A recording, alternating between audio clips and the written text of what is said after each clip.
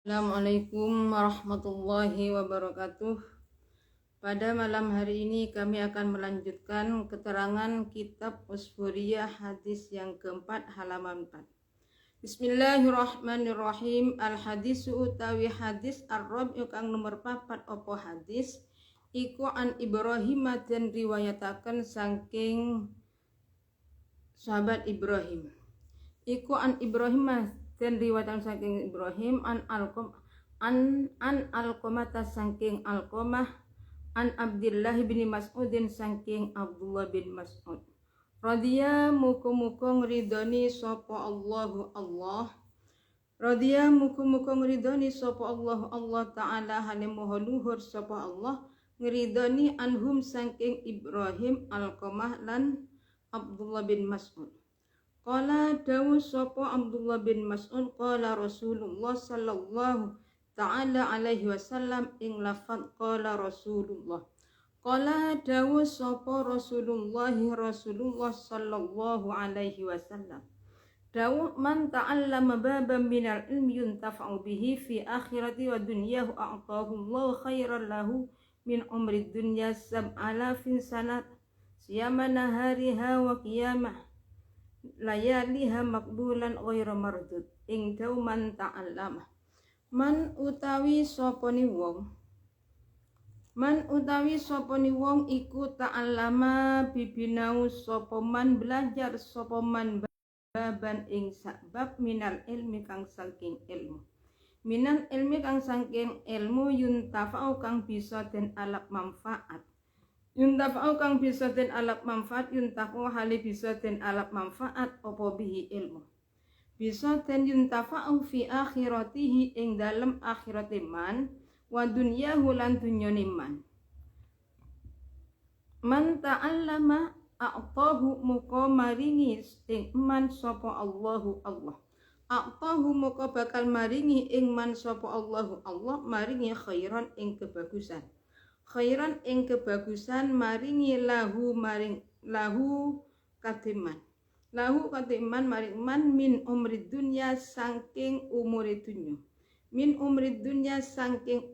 dunya sab'ah alafin ing dalem 7.000 apani sanatan tauni siyama nahari nyatani posorinani sab'ah alafin wa qiyami layali halan jumenengi ibadah ing dalem wengine sab'ah alafin makbulan hale den terimu ghairu mardudin tur ora den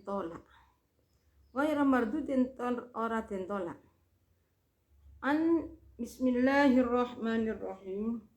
Al hadisur rabi an Ibrahim an Alqamah an Abdullah bin Mas'ud radhiyallahu ta'ala anhum qala Rasulullah sallallahu alaihi wasallam man ta'allama baban minal ilmi yuntafu bihi fi akhirati wa dunyahu a'tahu Allah khairan lahu min umri dunya sab'alafin sanatan siyama nahariha wa qiyamah layaliha makbulan ghairu mardudin. Di hadis yang keempat diriwayatkan oleh sahabat Ibrahim dari Alqamah dari Abdullah bin Mas'ud. Di Abdullah bin Mas'ud tahu bahwa Rasulullah bersabda, qala Rasulullah sallallahu alaihi wasallam man ta'allama baban minal ilmi yuntafa'u bi fi akhirati wa dunyahu a'tahu ila akhirih. Bagi siapa yang belajar satu bab dari ilmu yang bisa diambil manfaatnya atau yang bisa bermanfaat di akhirat dan di dunianya, maka Allah memberi kebaikan kepada orang tersebut seumurnya selama 7.000 tahun. Sama dengan jadi diberi kebaikan seperti ibadah selama 7.000 tahun. 7.000 tahun siangnya dibuat puasa, malam harinya dibuat ibadah. dan ibadah tersebut diterima oleh Allah Subhanahu wa ta'ala. Diterima oleh Allah Subhanahu wa ta'ala. Jadi orang betapa besarnya pahalanya orang yang mencari ilmu yang bisa bermanfaat pada akhirat dan di dunianya. Jadi ilmu yang bermanfaat, yang bisa bermanfaat kepada kita, baik di dunia atau dan di akhiratnya, itu sama lebih baik daripada ibadah selama 7.000 tahun. Ibadah selama 7.000 tahun itu siang harinya puasa, malam harinya ibadah. Ibadah yang pasti diterima oleh, masih lebih baik mencari ilmu, belajar ilmu satu bab. Kenapa? Belajar ilmu satu bab itu sampai lebih baik daripada ibadah selama 7.000 tahun. Masalahnya gini, kalau kita ibadah kepada Allah, itu faedahnya hanya dimiliki kepada orang yang ibadah.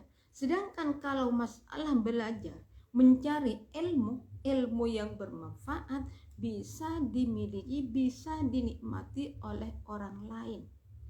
Bukan cuma orang yang belajar ilmu. Niki perbedaan, tapi ibadah tidak sini maksudnya ibadah sunat. Jadi masih lebih baik mencari ilmu, memahami ilmu satu bab. An Ibrahim, dan riwayatakan saking Ibrahim an Alqamah saking Alqamah an Abdullah radhiyallahu anhu saking Abdullah radhiyallahu anhu qala dawuh sapa Abdullah qala Rasulullah sallallahu alaihi wasallam ing lafaz qala Rasulullah sallallahu alaihi wasallam qala dawuh sapa Rasulullah sallallahu alaihi wasallam dawuh qiraatul Qur'ani a'malul mukfiyina was-salatu a'malul a'ajizi was-sawmu a'malul fuqara wat-tasbih a'malun nisa was-sadaqatu a'malul asqiya wat-tafakkur a'malud du'afa ala adullukum ala a'mal ibdal ila ya Rasulullah ing dawuh qiraatul Qur'an ila akhirih. Qiraatul Qur'ani utawi maca Al-Qur'an, qiraatul Qur'ani utawi maca Al-Qur'an iku a'malul mukfiyina, pira-pira amale wong kang padha den cukupi rezekine kabeh.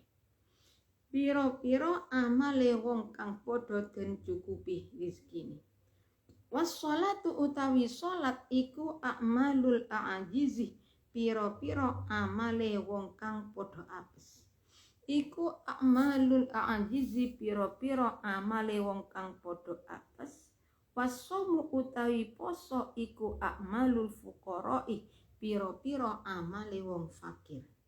Wat tasbihu utawi maca tasbih iku a'malun nisa'i, pira-pira amale wong wadon.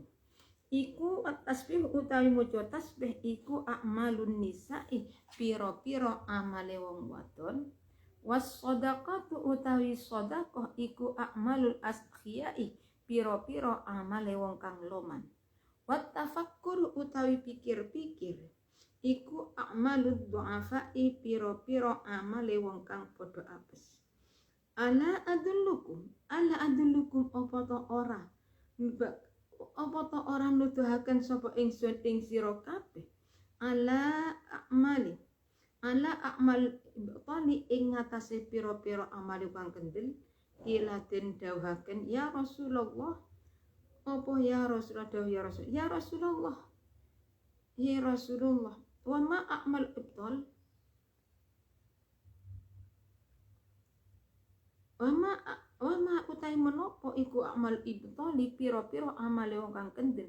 Qala dawuh sapa Rasulullah sallallahu alaihi wasallam, qala dawuh sapa Rasulullah sallallahu alaihi wasallam, talabul ilmi utawi a'mal ibtal iku nupri ilmu, fa innahu muqassatuhu ni talabul ilmi iku nurul mukmini cahayane wong mukmin fid dunya ing dalam dunya wal akhirati lan akhirah. Diriwayatkan oleh sahabat Ibrahim dari sahabat Alqamah dari Abdullah. Beliau tahu bahwa Rasulullah bersabda, qiraatul Qur'an a'malul mukfiyina was-salatu a'malul ajizi was-sawmu a'malul fuqara wat-tasbih a'malun nisa was-sadaqatu a'malul ashiya wat-tafakkur a'malul fudafa ala dullukum ala a'mal ibtal qila ya Rasulullah wa ma a'mal ibtal qala talabul ilmi fa innahu nurul mu'min fid dunya wal akhirah. Ini hadis diriwayatkan niki mentafsiri masalah hadis yang keempat. Jadi di sini juga ada hadis yang diriwayatkan oleh sahabat Ibrahim dari Alqamah dari Abdullah. Beliau tahu bahwa Rasulullah bersabda, membaca Al-Quran itu adalah amalan-amalannya orang-orang yang sudah dicukupi rizkinya oleh Allah Subhanahu wa ta'ala. Ini bacaan Al-Quran. Jadi bacaan Al-Quran itu amalan-amalannya orang-orang yang sudah dicukupi rizkinya oleh Allah. Sedangkan sholat merupakan amalan-amalan orang yang lemah. Jadi sholat apa ya? Sholat sunat. Seperti sholat duha, sholat rawatib, baik yang muakkad atau ghairu muakkad, sholat duha dan lain sebagainya. Sedangkan kalau puasa wasaumu, puasa itu amalan-amalan kelakuannya orang-orang yang fakir. Sedangkan membaca tasbih amalan-amalan dari orang perempuan. Kalau sedekah amalan dari orang yang dermawan. Jadi kalau orang yang dermawan mudah untuk melakukan sedekah. Berpikir, tafakkur, berpikir tentang ciptaannya Allah. Ini termasuk amalan-amalan orang yang lemah. Termasuk amalan-amalan orang yang lemah. Setelah Rasulullah bertanya kepada para sahabat, ala adulukum ala an'umton, apakah kalian tidak ingin saya kasih tahu apa amalan-amalan tentang saya tidak akan menunjukkan apa amalan-amalannya orang yang pemberani. Hanya ada yang bertanya, qila ya Rasulullah wa ma'amal ibtal. Sahabat itu bertanya, apa amalan-amalan orang-orang yang berani? Jawabnya, thalabul ilmi. Jadi amalannya orang yang pemberani adalah mencari ilmu. Kenapa? Karena mencari ilmu itu merupakan cahayanya orang mukmin di dunia dan di akhiratnya. Jadi dengan adanya orang itu mempunyai ilmu, hatinya tenang, mudah untuk mengatasi masalah. Ingat, ilmu di sini adalah ilmu ilmu yang kita butuhkan. Ilmu hal itu ilmu yang kita butuhkan. Kita sebagai orang Islam wajib mengisahkan Allah. Berarti apa yang ilmu yang hubungan dengan mengisahkan Allah? Ilmu tauhid. Sebagai orang Islam, kita juga harus melakukan ibadah kepada Allah. Nah, sekarang belajar ilmunya ibadah. Ilmu yang hubungan dengan ibadah, hukumnya wajib. Jadi kita bisa melakukan sholat. Kita sebagai orang Islam, di dalam melaksanakan sholat bukan cuma sekedar sholat. Bukan, kita itu harus tahu ilmunya. Sehingga sholat kita itu bisa menjadi sah, bisa diterima oleh Allah Subhanahu wa ta'ala. Nah, kalau kita tidak tahu syarat sahnya sholat itu bagaimana, ini ada syarat sebelum kita sholat. kita itu harus punya wudhu. Nah, orang kalau tidak tahu caranya wudhu, nah wudhu yang sah itu bagaimana? Nah, ini juga perlu. Nah, kalau wudhu yang sah, airnya ada syaratnya. Airnya itu supaya tohir mutohir, ghairi makruh. Jadi air yang suci, mensucikan dan tidak makruh untuk digunakan. Kalau sembarang kali, kadang-kala kita itu tidak mengetahui apakah air ini sudah terkena najis atau tidak. Setidaknya kita lihat sendiri. Saya rasa kalau orang itu mengerti, memiliki air tidak ada dua kola itu ukurannya, ada yang mengatakan 60 cm persegi, 58 persegi, ada 57. Dan ini dilihat, sampai terserah mengambil ukuran yang mana. Nah, air yang sudah mencapai 2 kolah, kejatuhan najis tapi tidak berubah, ya tetap hukumnya tohir mutohir, suci mensucikan. Nah, kadang-kala kita itu tidak tahu, airnya cuma sedikit, kamar mandinya tempat airnya itu juga rendah, sehingga ketika kita itu istinja, kemudian kita itu kencing, setelah kencing istinjanya dengan cara berdiri pakai air. Sampai diingat-ingat, nah, kalau saya berdiri seperti ini, caranya istinja seperti ini, berarti yang jelas ada air yang masuk ke dalamnya.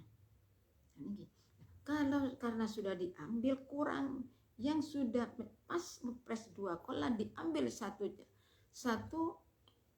canteng itu sudah kurang dan kejatuhan najis, gimana? Ya menjadi mutanajis. Makanya kita itu sebagai orang Islam, orang yang ada tuntutan untuk ibadah kepada Allah, kita harus tahu ilmunya ibadah.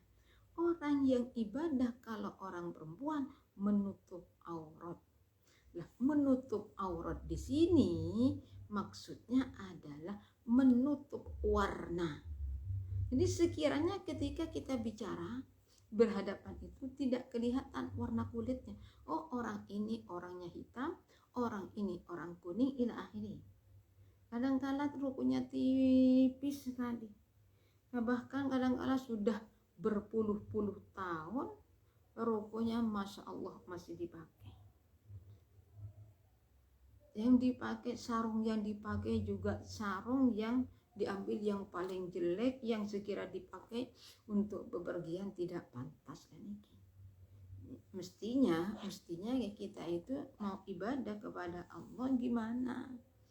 Loh ya, ini ruku saya itu sudah takut kepada bumi, sehingga ketika saya ruku maka kelihatan kaki saya. Gimana ya, setidak-tidaknya kita ganti rukunya, beli rukunya, seberapa harganya ruku. Tapi ingat, yang menutup aurat kadang-kala kayaknya tipis sekali, tipis sehingga ketika dipakai kelihatan. Itu gimana? Ya tidak sah kalau kelihatan warna kulitnya tidak sah nih. Warna kulit bisa dibedakan, orang ini hitam, orang ini kuning, orang ini putih, itu bisa dibedakan. Maka tidak sah. Ini masalah ilmu. Jadi tadi sudah disebutkan, mencari ilmu itu adalah amalannya orang yang berani, seorang yang pemberani. Orang yang berani itu bukan berarti orang yang berani bertengkar, bukan orang yang berani bergelut, bukan. Orang berani orang yang mau tanggung jawab. Apa yang sudah dilakukan dia bisa bertanggung jawab. Ini namanya orang yang berani. Orang yang berani mengatakan salah apabila salah, apabila benar mengatakan benar. Tapi sulit untuk mencari orang yang seperti itu. Apakah ada? Ya mesti ada, sekalipun sangat sedikit sekali, tapi mesti ada. Ini kalau baca Al-Quran, amalan orang yang hartanya sudah dicukupi rezekinya, Sholat sunat amalan, puasa amalannya orang yang fakir. Puasa sunat, bukan puasa wajib. Puasa wajib itu wajib semua orang Islam puasa. Membaca tasbih amalan orang perempuan. Sedekah amalannya orang yang dermawan. Sedekah, selama kayanya bagaimanapun kayanya orang, kalau orangnya tidak dermawan sulit untuk mengeluarkan sedekah. Makanya kita itu jadilah orang yang dermawan. Jangan takut kita sedekah khawatir miskin, tidak. Orang yang ahli sedekah tidak menyebabkan sedekah itu jadi fakir miskin, enggak ada kisahnya. Kalau orang sedekah nanti jadi fakir miskin, ya enggak ada. Sedangkan menghayati amalan orang yang menghayati. Jadi tafakkur, kita itu menghayati ciptaannya Allah, menyendiri kemudian menghayati. Nah, iya, ini ciptaannya Allah, kita ini juga ciptaannya Allah. Allah memberi kepala, memberi akal pikiran, memberi tangan, itu kita bersyukur. Dan bagaimana caranya bersyukur atas nikmat Allah yang diberikan kepada kita? Caranya kita mensyukuri nikmat yang diberikan oleh Allah adalah kita diberi tangan, gunakan tangan dengan sebaik-baiknya. Kita diberi harta oleh Allah, gunakan harta kita dengan sebaik-baiknya. Itu namanya bersyukur. Kalau kita bersyukur, maka akan ditambah oleh Allah sesuai dengan firman Allah Subhanahu wa taala, Bismillahirrahmanirrahim, la in syakartum la azidannakum wa la in kafartum inna azabi lasyadid. La in syakartum, jadi kalau kita mau bersyukur kepada Allah, niscaya Allah akan menambah. Tapi sebaliknya, kalau kita ingkar, tidak mau bersyukur, inna azabi, Allah akan menyiksanya. Diberi tangan, kita tidak bersyukur sehingga menggunakan tangan dengan sembrono, bukan pada perkara yang baik, tapi pada perkara yang baik, yang tidak baik. Nah, ini namanya tidak bersyukur.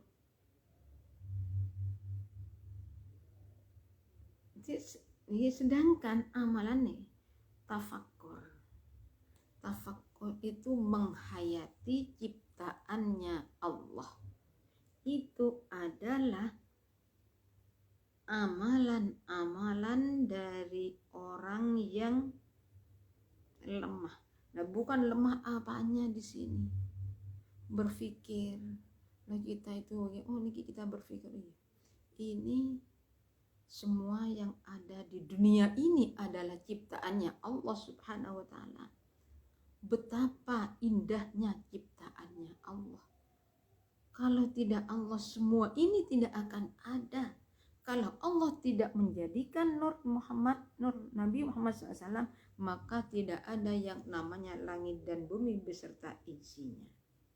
Sedangkan amalannya orang yang pemberani adalah mencari ilmu. Kenapa? Mencari ilmu itu adalah cahayanya orang mukmin di dunia dan di akhirat. Makanya kita itu jadilah orang yang berilmu. Jadilah orang yang mempunyai ilmu. Jangan seperti mayit. Mayit itu gimana lah? Kita sebagai manusia kok seperti mayit? Mayit itu gimana? Mayit itu cuma menyusahkan, tidak membawa faedah. Itu mayit. Jadi kalau orang yang tidak berilmu, tidak mau ibadah, ya sama dengan mayit. Mayit berjalan. Jadi orang yang bodoh itu dimakan dengan mayit. Mayit berjalan, tubuhnya itu apa? Tubuhnya itu kuburan. Nah, kita itu di dalam mencari ilmu juga bukan sebentar mencari ilmu. Kalau mencari ilmu dapat 1 tahun sudah berhenti, pindah pondok lagi, dapat 1 tahun pindah lagi, pindah terus, nggak dapat apa-apa. Dapat apa? Yang didapat adalah banyak pondoknya, mondok ke sana, di di barat ada, di timur ada, di atas ada lah di sini. Jadi mondok itu tuluz zamani. Dia ada syaratnya. Orang yang mencari ilmu bisa berhasil, ada syaratnya. Alala tanah dalam kitab taklim, alala tanalul ilma illa bisintatin sa'umbika amma jmu'iha bi bayani zakaun wa hirsun wastibarun wa bulghatun wa irsyadu ustadzin wa tulu zaman. Jadi syaratnya mencari ilmu ada 6. Niki dukaun cerdas, dukaun wahirsun lubo pada ilmu, selalu ingin mendapatkan ilmu. Nah kalau di dalam mencari cuma yang dipikirkan makan dan kiriman, yang nggak dapat apa-apa. Ya kita mencari ilmu itu bukan dengan cara ya tenang-tenang, bukan. Kita itu berusaha ya. Waktunya kita ngaji-ngaji, waktunya sekolah-sekolah, waktunya belajar-belajar.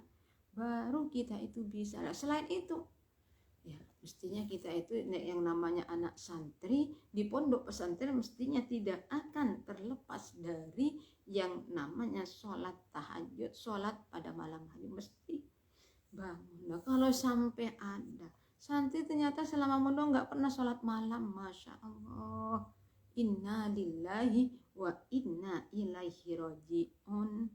Kenapa? Kalau pesantren sholat malam itu maklum, memang kelakuannya seperti itu. Kalau di pesantren ada sholat itu maklum, karena itu memang amalan-amal di pondok pesantren. Bukan di pondok pesantren itu malah makan, mulai pagi makan cerita ya kita nggak dapat apa-apa. Bismillahirrahmanirrahim. Wa qala lan dawu sapa nabi sallallahu alaihi wasallam, dawu ana madinatul ilmi wa aliyun babuha. Falamma sama khawarij hadzal hadits hasadu aliyan wajtama asyratu nafarin min kibarihim qalu inna nas'alu minhu mas'alatan wahidah wa nara kaifa yujibu lana falau ajaba kullu wahidin minna jawaban akhar na'lamu annahu alim. Ti Rasulullah dawuh, ana ing dawa ana ilahi, ana utawi ingsun iku madinatul ilmi. Ana utawi ingsun iku madinatul ilmi, kota dadi kotane ilmu. Wa aliyun hale utawi sayyidi, hale utawi ali iku babuha lawangi ilmu. Iku babuha lawangi ilmu. Falamma sami'a moko semangsane krungu sapa al khawarij kaum khawarij. Falamma sami'a moko semangsane krungu sapa al khawarij kaum khawarij hadal hadisa ing ikilah hadis hasadu moko padha drengki sapa khawarij aliyan ing sayyidina Ali. Wajatama alam padha kumpul sapa asratu nafarin 10 ponto mingki barim kang saking penggedeni khawarij. Kan saking penggede kalu ngucap sapa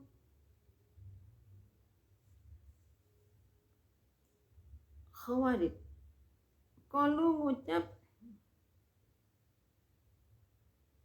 sapa asratu nafarin, inna satuhuni kita iku nas'alu bakal takon sapa kita minu saking Ali mas'alatan ing mas'al wahidatan kang siji apa alasan.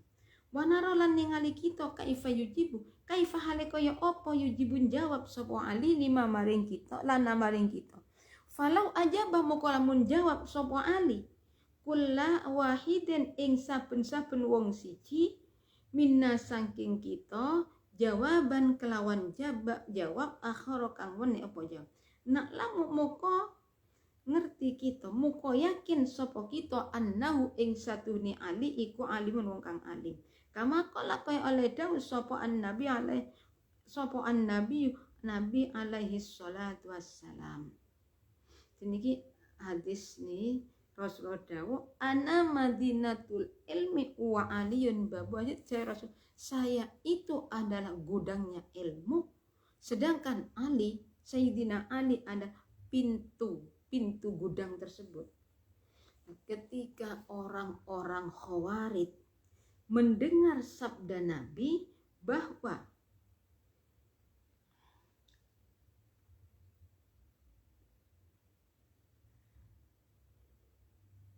Sayyidina Ali itu adalah pintunya ilmu. Ini namanya orang hasud, orang tidak mau kalah dengan orang lain. Nah ini akhirnya 10 kaum Khawarij, pemimpin-pemimpin dari kaum Khawarij itu berkumpul jadi satu, membuat kesepakatan bahwa kita akan mengadakan pertanyaan kepada Ali. Kalau satu pertanyaan, jadi 10 orang itu pertanyaannya sama.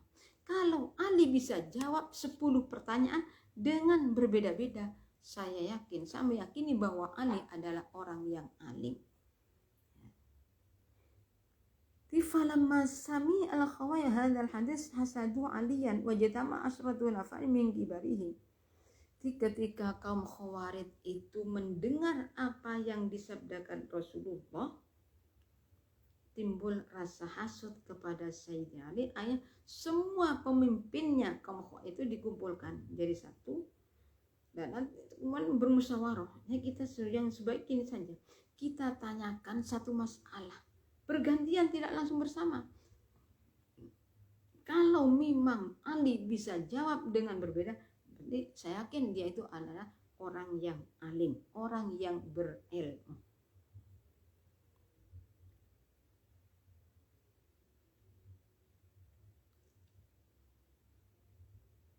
Wa nal kaifa yujibu lana fa wajibahna minna jawab akhon ya'lamu anu alim.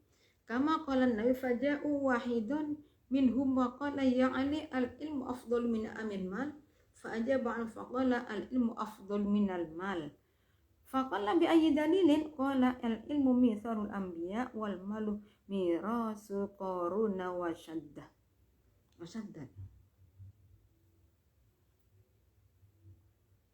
Ketika kaum Khawarij itu mengatakan mendengar Rasul dawuh Sayyidina Ali adalah pintu dari ilmu, pintunya ilmu, pembesar kumpul jadi satu, memberi kesepakatannya gini saja.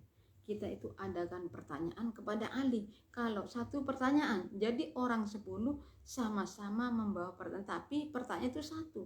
Kalau dijawab berbeda, saya yakin Ali itu memang alim.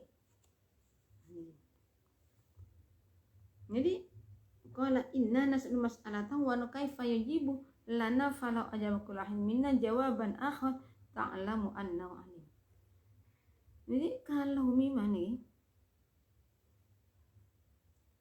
setelah pembesar-pembesar orang Khawarij itu berkumpul menanyakan bagaimana jawabannya nanti, akhirnya datang satu orang datang menjumpai Rasulullah, pergi ke rumah, ke dalamnya Sayyidina Ali, bertanya kepada Ali, Ali, ilmu apa?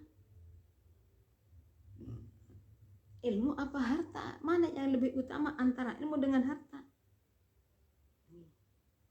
Wa qala lan dawuh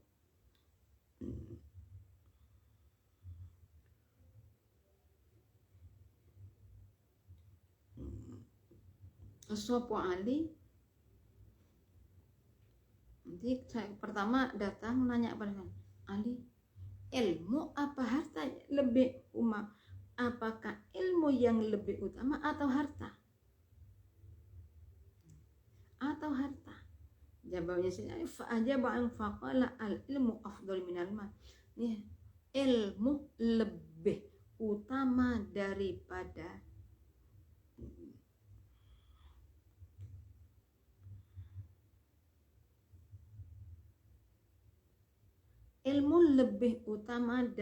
harta. Jadi jawabnya Sayyidina Ali. Ini apa alasannya? Kalau ilmu, apa dalilnya kamu mengatakan ilmu lebih utama daripada harta?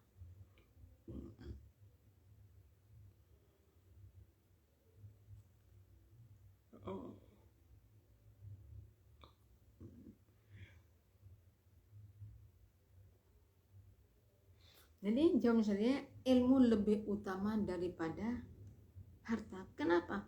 Ilmu itu warisannya para nabi, harta warisannya Korun, warisannya Fir'aun, warisannya Korun. Jadi harta itu, kalau ilmu itu warisan dari para nabi. Kalau harta warisannya dari Korun, dari Fir'aun, dari Syaddad di sini. Hanya setelah dapat jawabnya dari Sayyidina Ali, pulang.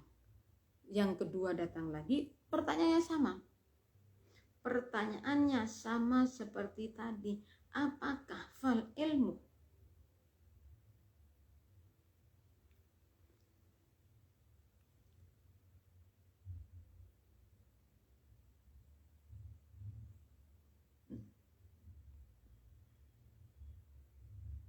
Wal malu utai bondo iku mirasu Qaruna warisane Qarun wa Syaddalan Saddad wa Fir'aun lan Fir'aun wa ghairuhum lan liyani Qarun Saddad Fir'aun bihadza wa dzaba muqabudal an mughalungu sapa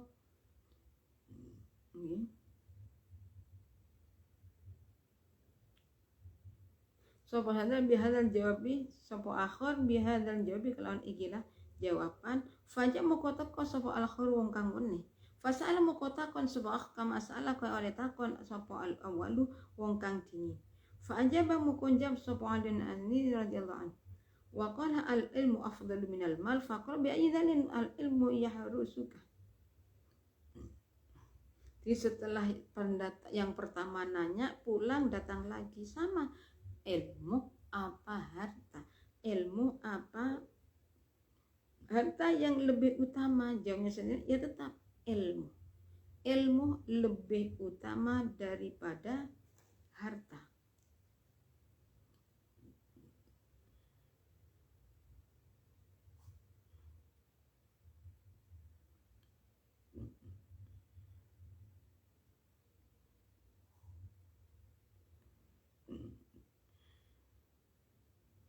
Tidak, ilmu apa? Ilmu lebih utama daripada ilmu menjaga orang yang memilih. Fal ilmu yahrusuka wal malu tahrusu fadhhab. Kalau ilmu itu, ilmu lebih utama daripada harta. Kenapa? Ilmu menjaga kita, sedangkan harta menjaga. Sedangkan kamu menjaga harta, kalau harta itu tanpa dijaga, kalau ilmu tanpa dijaga, kalau harta mesti harus dijaga. Kayaknya pulang. Ada pertanyaan lagi, jawab lagi. Ilmu apa hartanya lebih utama? Ilmu.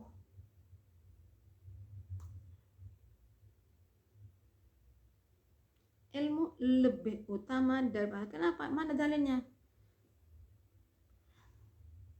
Orang yang mempunyai harta itu banyak musuhnya. Orang mempunyai harta itu banyak musuhnya, sedangkan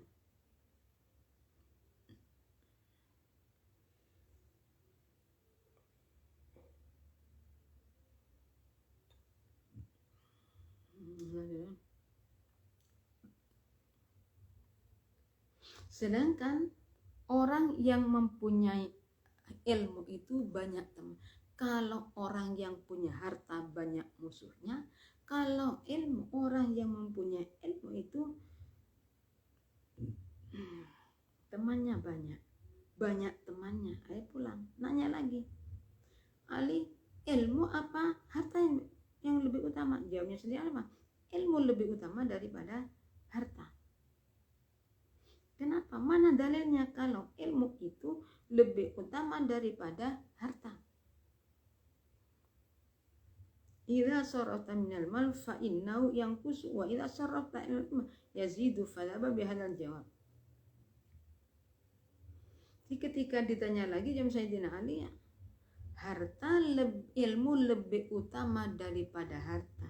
Kalau harta ditasarrufkan akan berkurang, tapi kalau ilmu yang ditasarrufkan, yang diamalkan oleh orang lain, akan bertambah ilmunya. Di sini letaknya.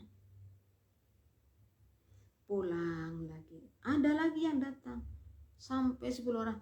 Ali, ilmu apa harta yang lebih utama? Ilmu lebih utama daripada harta.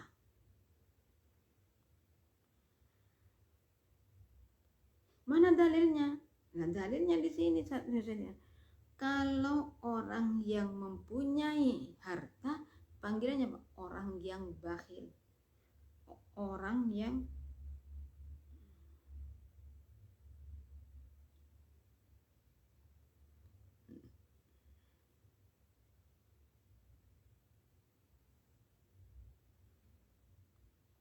dalilnya adalah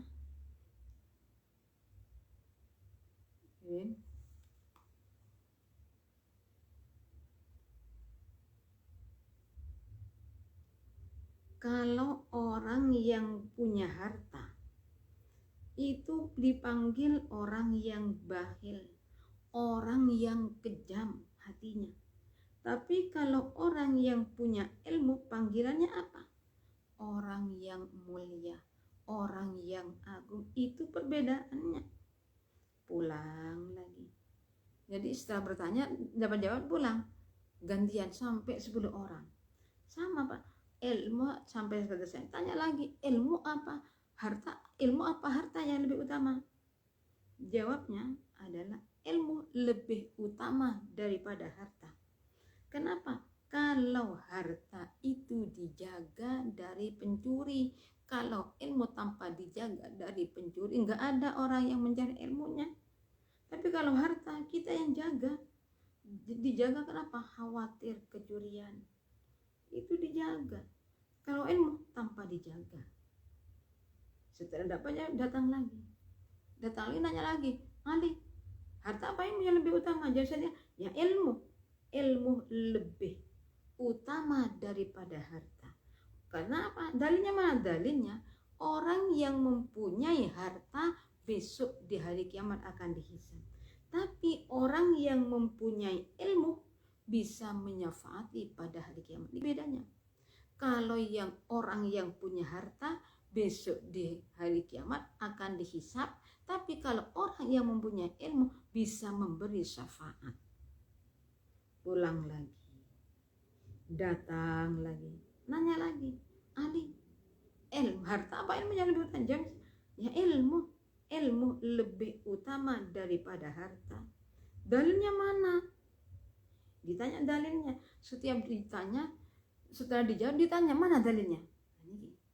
Dalilnya adalah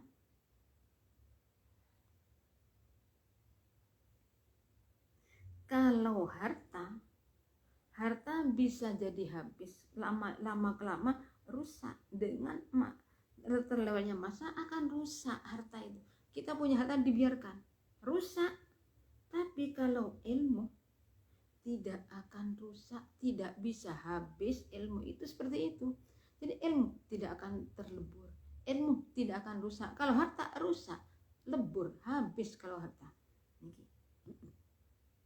Setelah dijawab seperti itu, datang lagi, bertanya lagi, Ali, ilmu harta apa ilmu yang lebih utama?